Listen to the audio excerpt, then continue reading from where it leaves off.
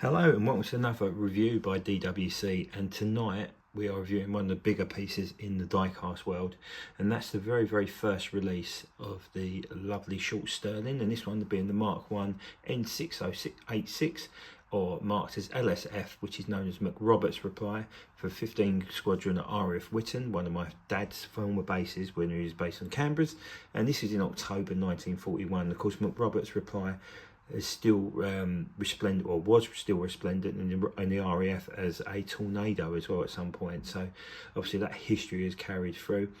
Let's open her up and get in there. So here she is out of the box. As you can see, I was going to try and do the unboxing, but the box is so big I couldn't even get it on the table. For those who may notice as well, this first release come with some rather short undercarriage. So if I quickly lift it up, as you can see, the later releases have been adjusted. And fair play to Corgi, they remodelled the undercarriage and made them rather larger.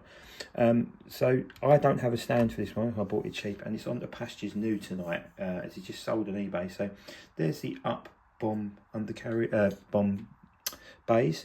You've got two up bomb bay, wheel bays from the main wheels. You've got two for the wing bomb racks, and you've got a tail wheel cover as well. So there's all the bits that come with it, and of course it comes with a limited edition certificate as well, with a little bit of history about the aircraft. And it's really sad, actually, a really sad story. So obviously the Stirling was the first British 4-engine heavy to come in, of course, alongside the Halifax and the Lancaster. And this particular aircraft was built by Short Brothers to a specification for 1936, and it didn't enter service until 1941, so quite a bit of a lag in time there. But the sad story behind it is that this aircraft was funded by a generous 25 grand donation from a lady, Rachel Workman MacRobert, and it was named in commemoration of her three sons, all of whom were killed while serving with the RAF. What a horrible price to pay for one single family, regardless whether they're well off or not. To lose three sons in combat must be absolutely horrific. So this aircraft entered service at RAF Wyton in Cambridgeshire on the 10th of October 1941, and it carried the MacRoberts coat of arms. I don't know if you can see that there. If I can zoom in a wee bit, you can just about see that underneath the cockpit there. And it wore that coat of arms on node and was given LSF for Freddie. It flew 12 missions between October 41 and January 42 before swinging on takeoff and colliding with a damaged Spitfire at RAF Peterhead on the 7th of February 1942. So quite a short life for this aircraft, but a real sad story almost behind it. It's a great looking bit of kit, the Stirling, and my word, it's heavy. Let's try and turn around so you can get a different angle. It really does display nicely. This is one that's going to have to go on the turntable on here, because there's no room. There's literally no room to put it in the photo box as well. But as I've said, this has been sold tonight, so as part of my collection now, my theory is if I buy something for a decent price, I'll put it up. If I can make a profit on it, then great, and the thrill of the chase starts again, or end up buying it again. But this is the third Stirling in my collection, alongside the other first two examples. I've not had the newest version yet. I've not got my hands on it as yet, but there was 2,000 of these produced as well, so it's probably the easier one of the four that's been produced to find.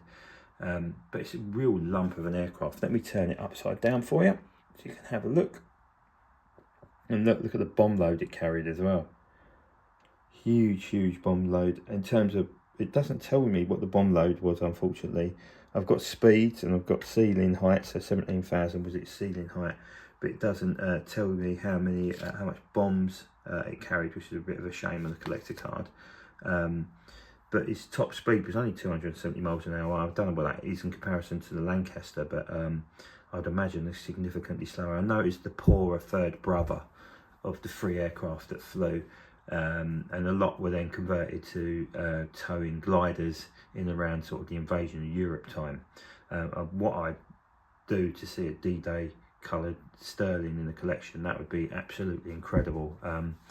But I think it would require a a decent change to the tooling. If I'm wrong, please correct me, but I believe there's quite a significant change that's required in order to make it into a bomb towing machine, sorry, a glider towing machine as well. So crew of 7 as well, which is obviously smaller than that of the B-17, but it's probably considerably bigger than the B-17 as well.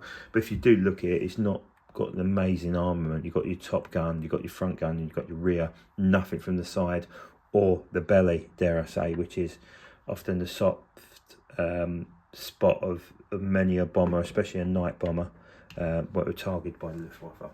So I hope you enjoyed the review of this. Again, I'll take some pictures and whack this on the turntable and get a 360-degree video up, and hopefully see you soon. Take care.